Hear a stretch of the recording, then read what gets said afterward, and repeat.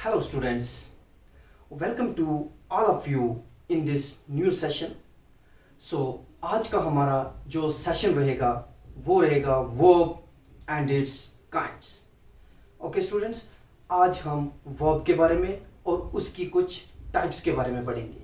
हमने अपने पिछले जो हमारे सेशंस रहे हैं उनमें हमने नरेशंस के बारे में, डायरेक्ट इनडायरेक्ट स्पीच जिसे हम कहते हैं, या हमने आगे जो है वो सेंटेंसेस के बारे में बात की. सेंटेंसेस में हमने असर्टिव, इंटरोगेटिव और इम्पेरेटिव एंड एक्सक्लेमेटरी सेंटेंसेस की जो बात की. वहाँ से आपको बहुत ज़्यादा हेल्प मिलने वाली है इस टॉपिक में.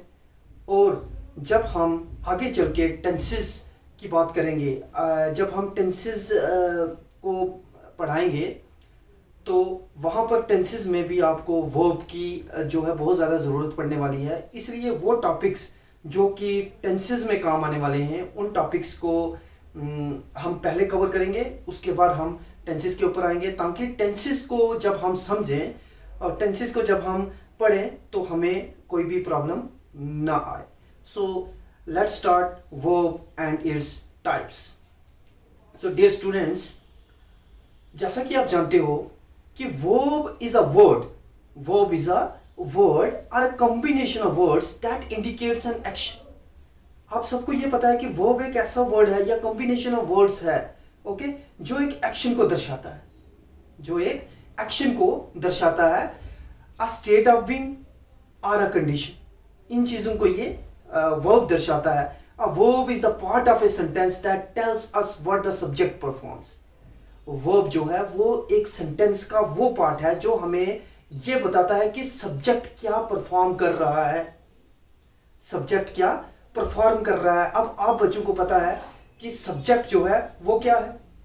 आपको सब्जेक्ट के बारे में पता है, सब्जेक्ट क्या है, ऑब्जेक्ट क्या है और वर्ब क्या है, क्योंकि एक सेंटेंस में सब्जेक्ट, वर्ब एंड ऑब्जेक्ट जो है वो मेन चीजें होती हैं जिसके बारे में आप लोगों का जानना बहुत जरूरी है. तो सब्जेक्ट जो है वो आपका जब सेंटेंस, कोई भी सेंटेंस स्टार्ट होता है जिससे आप सेंटेंस को शुरू करते हैं, I am going to school, I जो है वो क्या है, वो आपका सब्जेक्ट है, ओके.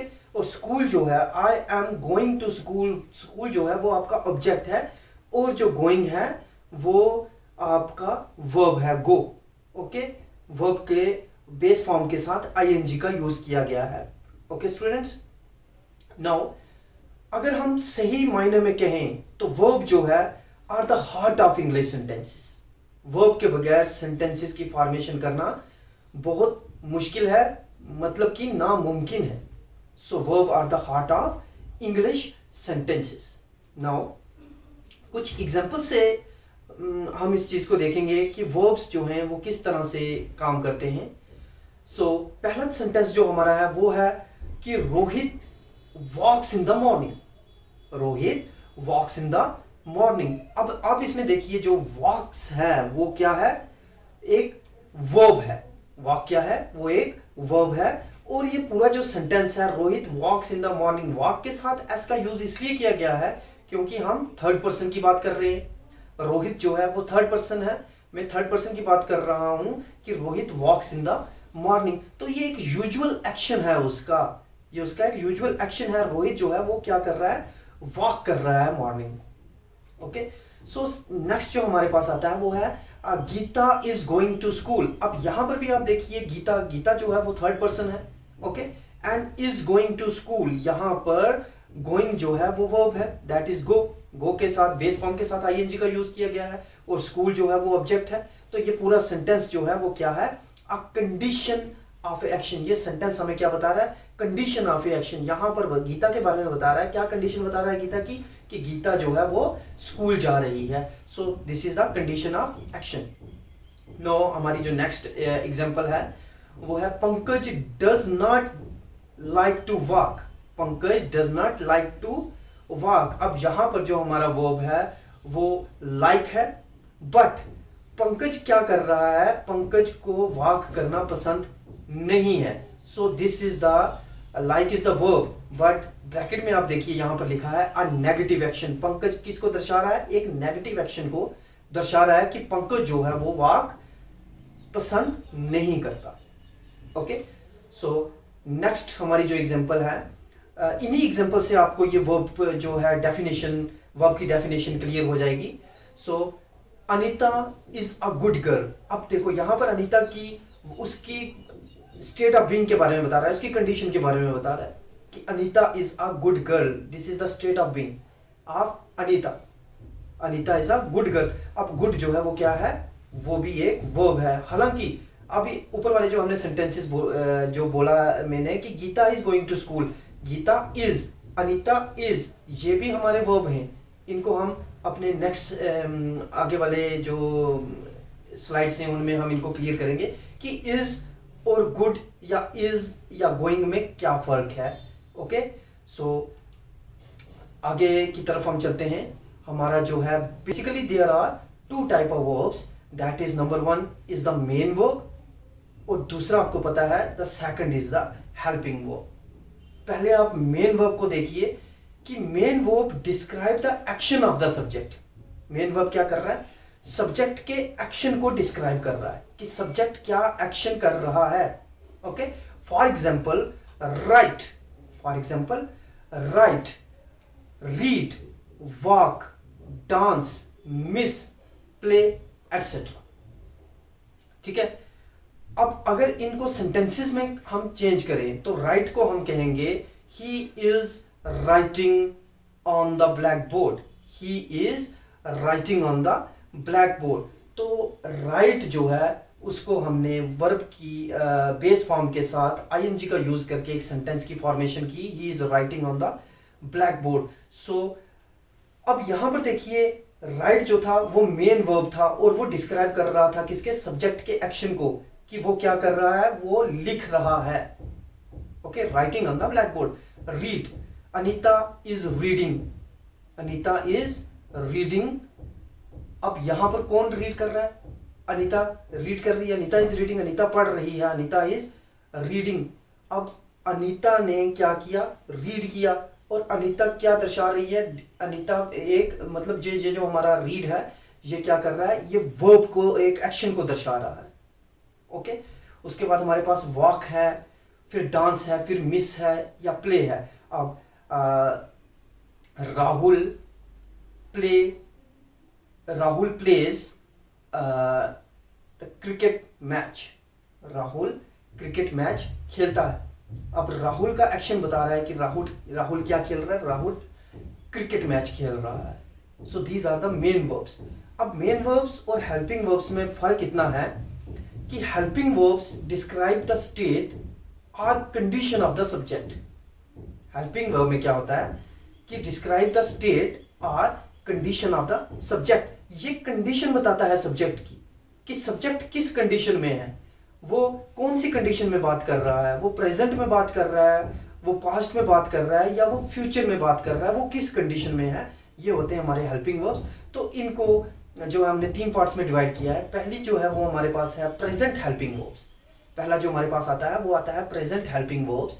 तो प्रेजेंट हेल्पिंग वर्ब्स की अगर हम बात करें, is, am, are, has, have been, do और डज, ओके एटसेट्रा, ये सारे हमारे प्रेजेंट हेल्पिंग वर्ब्स हैं और हमें ये बताते हैं कि सब्जेक्ट कौन सी कंडीशन में बात कर रहा है, किस कंडीशन में वो है।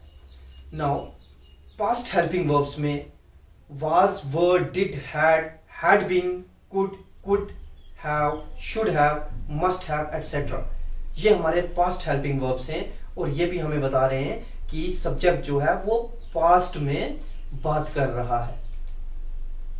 फ्यूचर हेल्पिंग वर्ब्स में कि सब्जेक्ट जो है वो फ्यूचर के बारे में हमें बता रहा है कि फ्यूचर जो है वो किस तरह से मतलब विल हैव या विल हैव टू लगा के हम फ्यूचर की बात करते हैं। ओके स्टूडेंट्स, नाउ एग्जांपल से हमारे पास कुछ वर्ब्स की, जैसे यहां पर आपने आइडेंटिफाई करने हैं main verbs and helping verbs. Okay students, now number 1 example जो हमारी है वो है Rahul is playing football. Rahul is playing football. तो ये क्या है, ये एक प्रेजेंट, हम कह सकते हैं कि ये एक प्रेजेंट सेंटेंस है, प्रेजेंट में कही गई बात है कि Rahul is playing football, Rahul क्या खेल रहा है, राहुल फुटबॉल खेल रहा है। तो इज जो हमारा है वो हमारा हेल्पिंग वर्ब है, और प्लेइंग जो हमारा है वो हमारा मेन वर्ब है। ओके, नो सेकंड सेंटेंस में आप इसी तरह से देखिए, Rita was dancing on the floor. ये सेंटेंस जो कहा गया है ये पास्ट में कहा गया है कि Rita was dancing on the floor, Rita floor पे डांस कर रही थी, रीता फ्लोर पे डांस कर रही थी, मतलब पुरानी बात है, कर रही थी। तो यहां पर वाज जो है वो हमारा हेल्पिंग वर्ब है, और डांस जो हमारा है वो हमारा मेन वर्ब है। Okay students, now number third जो हमारा है वो है Rohit will become a doctor, Rohit will become a doctor. अब रोहित क्या बनेगा, वो एक डॉक्टर बनेगा। कब बनेगा, फ्यूचर में बनेगा। तो विल लगा के हमने फ्यूचर के बारे में इस सेंटेंस को बताया। ओके, और बिकम जो हमारा है वो एक वर्ब है, मेन वर्ब है, और विल जो हमारा है वो एक हमारा हेल्पिंग वर्ब है। ओके, नाउ नंबर 4 जो है वो है Rahul is in America, Rahul is in America. अब यहां पर देखिए, यहां पर सिर्फ एक ही वर्ब को लगा के, जिसे हम हेल्पिंग वर्ब कहते हैं, इज का यूज करके सेंटेंस को कंप्लीट कर दिया गया है, और बात भी कह दी गई है अपनी, और सेंटेंस की सेंस भी निकल चुकी है, और ये सेंटेंस प्रेजेंट में है। फॉर देखिए कि Rahul is in America, Rahul कहां पर है, अमेरिका में है। तो प्रेजेंट में है ये, अभी आज राहुल कहां पर है, अमेरिका में है। तो ये इज जो है हमारा हेल्पिंग वर्ब है। Now basic form of verbs, basic form of verbs में क्या है कि there are 6 basic form of verbs. कितनी बेसिक फॉर्म है हमारी वर्ब्स की, 6 बेसिक फॉर्म है वर्ब्स की। These forms are as follows. Number 1 base form. Okay, base form क्या है हमारी, children play in the field, children play in the field, बच्चे ग्राउंड में या फील्ड में खेलते हैं। तो प्ले हमारा क्या है, एक बेस फॉर्म है वर्ब की। नाउ अब दूसरी फॉर्म हमारी है present participle, I am playing with him today, मैं उसके साथ आज खेल रहा हूं, I am playing with him. ये हमारी प्रेजेंट पार्टिसिपल फॉर्म है। जब हम बेस फॉर्म के साथ आईएनजी का यूज करते हैं तो वो हमारी एक पार्टिसिपल फॉर्म बन जाती है। ठीक है, प्रेजेंट पार्टिसिपल फॉर्म। इसी तरह से हमारी पास्ट पार्टिसिपल फॉर्म भी बनती है। जैसे हम पहले पास्ट टेंस को देखेंगे कि दे प्लेड फुटबॉल यस्टरडे, वो उन्होंने कल फुटबॉल खेला, कल खेला। तो यहाँ पर क्या था, प्लेड का जिक्र आया है, प्ले के साथ वर्ब की थर्ड फॉर्म का यूज कर दिया गया है, पास्ट टेंस का ईडी लगा के, they played football yesterday. So past participle में आप देखिए I have eaten a burger. अब आपने हमेशा देखा होगा वर्ब की forms eat, ate and eaten. So this is the past participle form of the verb I have eaten a burger. Now इन चारों के अलावा हमारे पास 2 वर्ब की और भी फॉर्म्स हैं जिन्हें हमेशा इग्नोर कर दिया जाता है। That is the gerund form and infinitive form. अब जिरेंट फॉर्म जो हमारी है वो हम अपने जिरेंट वाले सेशन में पूरा इसके ऊपर एक लेक्चर जो है वो बनाया हुआ है, वो आपको हम बताएंगे उसके बारे में, जिरेंट के बारे में। और इन्फिनेटिव का भी एक अलग से जो है वो लेक्चर है। फिर भी हम यहाँ पर नटशल में आपको बता दें कि जब हम वर्ब की बेस फॉर्म के साथ उसे एज अ सब्जेक्ट या एज अ ऑब्जेक्ट यूज करते हैं, वर्ब की बेस फॉर्म के साथ आईएनजी का यूज करके जब हम उसे एज अ सब्जेक्ट या एज अ ऑब्जेक्ट यूज करें तो उसे हम जिरेंट कहते हैं। For example, swimming is the best exercise, swimming is the best exercise. यहां पर आप देखिए स्विमिंग जो है वो एज अ सब्जेक्ट यूज हुई है, ठीक है ना, यहां पर एज अ सब्जेक्ट यूज हुई है, वर्बल नाउन की जगह पे इसको यूज किया गया है। So this is the swimming is the best exercise, this is Geraint. अब इन्फिनेटिव की बात करें, इन्फिनेटिव में हमेशा हम वर्ब की बेस फॉर्म के साथ टू को लगा के सेंटेंस को कंप्लीट करते हैं। Tell them not to play. अब टू प्ले जो है वो हमारा इन्फिनेटिव फॉर्म है। ओके स्टूडेंट्स, सो आपको जेरेंट के बारे में और इन्फिनेटिव जो है फॉर्म्स के बारे में भी पता लग गया। नाउ अब हम रेगुलर वर्ब्स के बारे में और इर्रेगुलर वर्ब्स के बारे में जो है पढ़ने जा रहे हैं। The verbs have been the verbs has been classified into regular and irregular verbs. Okay students, now number 1 हमारा है regular verbs. Those verbs which form their past and past participle tense by adding ed are called regular verbs.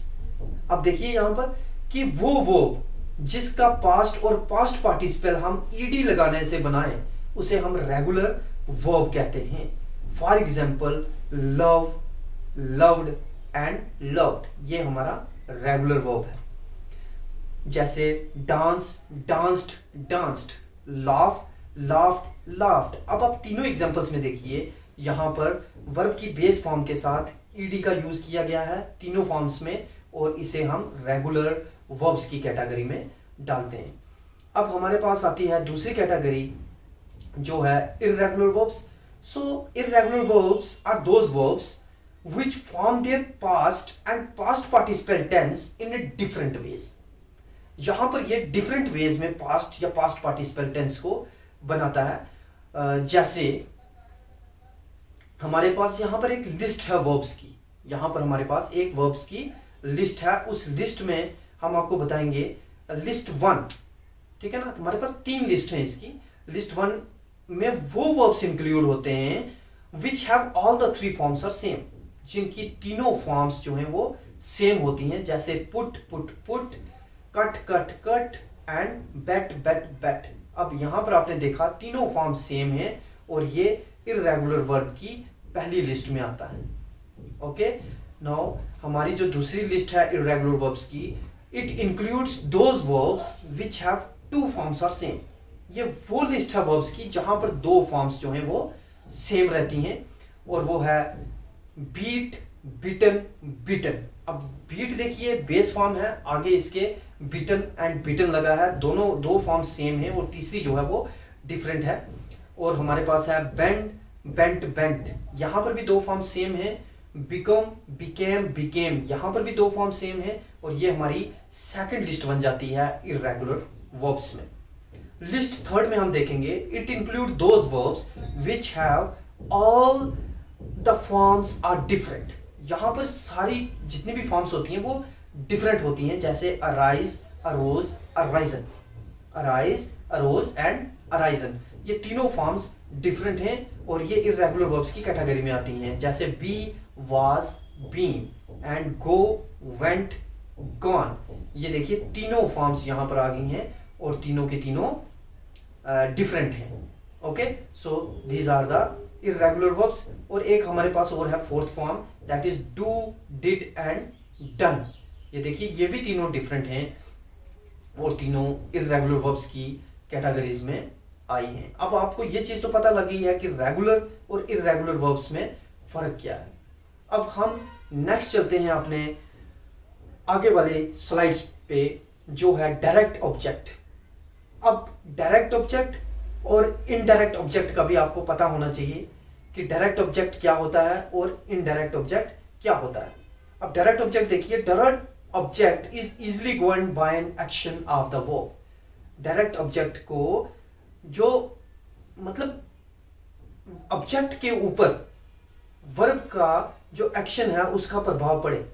Direct object is easily governed by an action of the verb and give answer to the questions. और ये कुछ questions के answer देते हैं जैसे what, who and whom, मतलब क्या, कौन, किसे. ओके, जैसे एग्जांपल्स में मैं आपको बताऊं, जैसे लिखा है write, enter, kick, throw, want etcetera. ये सारे आपके सामने क्या हैं, वर्ब्स हैं. जैसे मैं लिख रहा हूं कि आई राइट, आई राइट, ये एक सेंटेंस है बट इनकम्प्लीट सेंटेंस है. ये क्या है, ये एक इनकम्प्लीट सेंटेंस है. इसकी सेंस जो है वो पूरी तरह से नहीं निकल रही है. मैं लिख रहा हूं, क्या लिख रहा हूं, किसे लिख रहा हूं, कुछ पता नहीं है. इस सेंटेंस को कंप्लीट करने के लिए मैं बोलता हूं I write a letter. So complete sentence है और लेटर जो है हमारा डायरेक्ट ऑब्जेक्ट जो है वो बन जाता है. लेटर जो हमारा है वो एक डायरेक्ट ऑब्जेक्ट बन जाता है. उसी तरह से हमारा दूसरा सेंटेंस है ही एंटर्ड. कहाँ एंटर्ड, क्या एंटर्ड, किसे एंटर्ड, मतलब कुछ पता नहीं है, इनकम्प्लीट सेंटेंस है. He entered in the room, वो रूम में दाखिल हुआ. That is the complete sentence and room is the direct object. अब यहां पर रूम क्या है, हमारा एक डायरेक्ट ऑब्जेक्ट है, क्योंकि उसका इसने क्या किया है, वर्ब के जो एक्शन है, ठीक है ना, उसका जो प्रभाव है वो किसके ऊपर पड़ रहा है, रूम के ऊपर, डायरेक्ट ऑब्जेक्ट के ऊपर पड़ रहा है। वो ऑब्जेक्ट के ऊपर ही पूरा असर पड़ रहा है कि एंटर्ड इन द रूम। वो एंटर हुआ, कहाँ एंटर हुआ, रूम में एंटर हुआ। So this is the room is the direct object. Now अब read some sentences before proceed further. कुछ सेंटेंसेस को हम पढ़ेंगे आगे बढ़ने से पहले कि she read the magazine, she read the magazine. अब यहां पर आप देखिए मैगजीन जो है वो क्या है, एक डायरेक्ट ऑब्जेक्ट है। वो क्या पढ़ रही है, मैगजीन को पढ़ रही है। Okay, I didn't see the car, मैंने कार नहीं देखी। ओके, नेगेटिव एक्शन है बट क्या है, मैंने कार नहीं देखी। कार क्या है उसका, ये डायरेक्ट ऑब्जेक्ट है। आई डिडंट सी द कार, अगर आई डिडंट सी होता तो इनकम्प्लीट सेंटेंस होता, सेंस इसकी कंप्लीट नहीं रहती और इसका कोई भी डायरेक्ट ऑब्जेक्ट नहीं होता। जबकि यहां पर I didn't see the car है, मतलब कार हमारे पास एक डायरेक्ट ऑब्जेक्ट है। नंबर थर्ड जो है, he ate the apples quickly, he ate the apples quickly, उसने एप्पल्स को जल्दी से खा लिया। यहां पर एप्पल्स क्या है, हमारा डायरेक्ट ऑब्जेक्ट है। ही एट द एप्पल, उसने क्या खाया, एप्पल खाए, क्विकली, जल्दी से उसने एप्पल्स को खा लिया। So this is the direct object. Now यहां पर आप देखिए magazine, car, apples are direct object because they refer to the things which receive directly the action described by the verb. यहां पर ये क्लियर हो गया ना कि मैगजीन, कार और एप्पल, ये जो तीन वर्ड हमारे पास हैं, जो हमारे ऑब्जेक्ट्स हैं, ये एक्शन को रिसीव कर रहे हैं जो वर्ब दे रहा है, इसीलिए इन्हें डायरेक्ट ऑब्जेक्ट्स की कैटेगरी में डाला गया। नाउ इनडायरेक्ट ऑब्जेक्ट्स क्या होते हैं, जिस तरह से हमने डायरेक्ट ऑब्जेक्ट पढ़े उसी तरह से indirect object is indirectly governed by an action of the verb. यहां पर ये इनडायरेक्टली गवर्न करते हैं वर्ब के एक्शन को and give answer to the questions to whom or for whom, to whom or for whom। now examples इसकी देखेंगे, sleep, go, sit, die, etc। ये इसकी एग्जाम्पल्स हैं। फॉर एग्जाम्पल मैं कहूं आई एम स्लीपिंग, अब यहां पर देखिए आई एम स्लीपिंग, मैं सो रहा हूं, ये एक कंप्लीट सेंटेंस है और यहां पर किसी भी डायरेक्ट ऑब्जेक्ट की जरूरत नहीं है। ये सेंटेंस अपने आप में कंप्लीट है, आई एम स्लीपिंग, और स्लीपिंग यहां पर जो है ये एक इनडायरेक्ट ऑब्जेक्ट है। आई एम सिटिंग, ये भी एक कंप्लीट सेंटेंस है और यहां पर भी किसी डायरेक्ट ऑब्जेक्ट की जरूरत नहीं है। There is no need of direct object in this sentence because the sentence is a complete in itself that I am sitting. Okay students, so he died, he died, ये भी एक complete sentence बन गया है। He died, वो मर चुका है, so no need of direct object. Okay, so he died is the indirect object. तो यहां पर भी हम कुछ सेंटेंसेस को देखेंगे आगे बढ़ने से पहले कि नंबर वन जो हमारा है वो है she sent the main and information, she sent the main and information, उसने उस आदमी को एक इंफॉर्मेशन भेजी। और यहां पर आप देखिए जो मेन है वो क्या है और इंफॉर्मेशन जो है वो क्या है। आप इसे सोचिए, मैं आपको इसी स्लाइड के अंत में बताऊंगा कि इसमें हमारा डायरेक्ट ऑब्जेक्ट कौन सा है और इनडायरेक्ट ऑब्जेक्ट कौन सा है। सो हमारा टू जो सेंटेंस है वो है teacher told them a story. अब इस सेंटेंस में भी देखिए टीचर टोल्ड देम, टीचर ने उन्हें बताया, क्या बताई, एक स्टोरी नरेट की। Teacher told them a story. अब यहां पर डायरेक्ट ऑब्जेक्ट और इनडायरेक्ट ऑब्जेक्ट कौन सा है, I sent him a letter, मैंने उसे एक लेटर भेजा। इसमें भी डायरेक्ट और इनडायरेक्ट कहां पर है, and she brought her a doll, she brought her a doll. अब इस सेंटेंस में भी डायरेक्ट और इनडायरेक्ट ऑब्जेक्ट कौन सा है। अब आप यहां पर देखिए कि main, them, him, her child, ये जो चार वर्ड हैं हमारे, मेन है, देम है, हिम है, हर चाइल्ड है, ये चारों के चार इनडायरेक्ट ऑब्जेक्ट्स हैं। जबकि इंफॉर्मेशन, स्टोरी, लेटर, डॉल, ये चारों के चार डायरेक्ट ऑब्जेक्ट्स हैं। ओके, तो मुझे लग रहा है कि आप को डायरेक्ट और इनडायरेक्ट ऑब्जेक्ट्स के बारे में अच्छी तरह से जो है वो पता लग चुका होगा, किस तरह से हमारे वर्ब्स एक्शन करते हैं और ऑब्जेक्ट्स उन एक्शन को रिसीव करके एक कंप्लीट सेंटेंस की फॉर्मेशन करता है। आपको रेगुलर और इरेगुलर वर्ब्स के बारे में, दोनों के बारे में पता लग गया होगा, डायरेक्ट इनडायरेक्ट ऑब्जेक्ट्स के बारे में पता लग गया, और वर्ब सही मायने में होता क्या है उसके बारे में भी आपको नॉलेज आ गई होगी।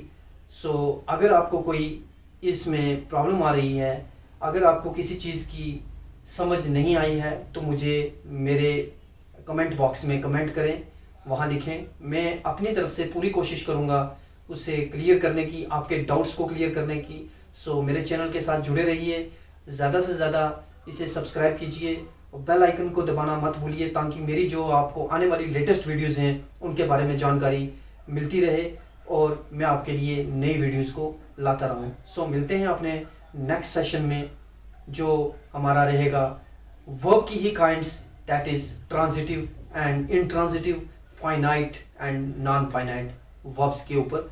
सो तब तक के लिए थैंक यू वेरी मच।